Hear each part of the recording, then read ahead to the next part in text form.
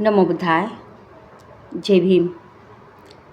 व्रतस्थ जीवनामुळे आपोआपच सत्वाची शुद्धी होते आणि अधपातापासून रक्षण होते.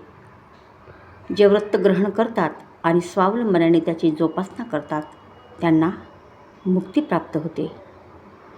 व्रतग्रहण म्हणजे वासना, असूया, अहंकार यांचे नियमन व कुविचारांचे निर्मूलन होय. जे व्रतग्रहण करतात आणि त्यांची जोपासना करतात ते सुरक्षित असतात आणि त्यांचे आचार विचार सर्वस्वी पवित्र असतात. अशा प्रकारचं व्रत म्हणजेच उपवास तथागतांनी सांगितलेलं आहे.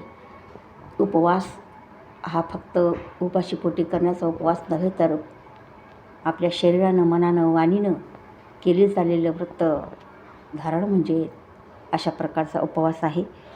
अशा प्रकारचं व्रत आहे की ज्यामध्ये वासना, असूया, आपल्यामध्ये असलेला अहंकार आणि आपल्यामध्ये असलेले जेवढे काही दोष आहेत, कुविचार आहेत, त्या सर्वांचं निर्मूलन करण्यासाठी आणि स्वतः जवळ राहून हे पालन करण्यासाठी तथागतांनी हे नियम पाळून दिलेला आहे.